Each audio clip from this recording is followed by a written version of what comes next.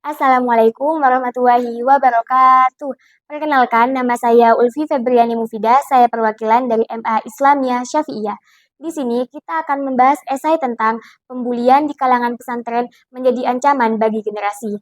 Seperti yang kita ketahui bahwa pesantren merupakan lembaga pendidikan yang mengajarkan tentang agama Islam sejak mula agama Islam masuk di negara Indonesia. Banyak sekali pesantren di Jawa dan di Madura yang didirikan di daerah perkotaan dan pedesaan. Pesantren merupakan lembaga pendidikan tradisional. Salah satu keunikan pesantren, santri yang belajar di pesantren akan ditetapkan dalam satu asrama yang sama yang telah disediakan oleh pesantren, yaitu ada santri putra dan santri putri yang berstatus sebagai santri kalong dan santri mukim. Santri kalong adalah santri yang tidak menetap di pesantren, sedangkan santri mukim adalah santri yang menetap di pesantren. Pada umumnya, pesantren di Indonesia memisahkan antara kelas dan pondok antara putra dan putri untuk menghindari hal-hal negatif.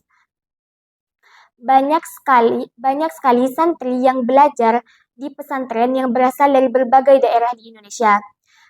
Apakah dengan pengertian pesantren tadi kita menyimpulkan bahwa di pesantren tidak ada pembulian? Tidak. Masalah utama dalam pesantren yaitu pembulian. Beberapa data menunjukkan bahwa 20% hingga 70% pesantren di Indonesia mengalami yang namanya pembulian.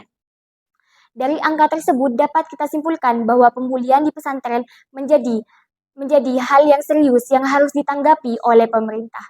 Jika pembulian dilakukan secara terus-menerus, maka korban akan menjadi rentan terhadap tindak kekerasan dan kemungkinan akan dapat menyebabkan dampak psikologis yang serius, seperti kecemasan, depresi, bahkan indikasi untuk melakukan bunuh diri.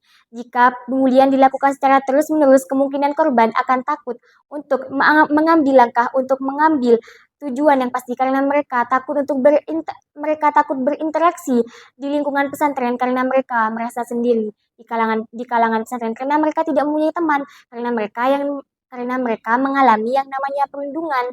Beberapa penelitian menunjukkan bahwa pembulian adalah hal yang dilakukan untuk mempermalukan korban yang dilakukan secara terus-menerus untuk mengolok-olok korban. Dari 3/4 remaja telah diwawancarai bahwa pembulian sering terjadi di kalangan pesantren. Hampir banyak anak yang di usia 12 tahun hingga 15 tahun mengalami pembulian di kalangan pesantren. Dapat kita simpulkan bahwa pembulian di kalangan pesantren menjadi masalah besar yang harus kita hindari. Cukup sekian dari saya. Wassalamualaikum warahmatullahi wabarakatuh.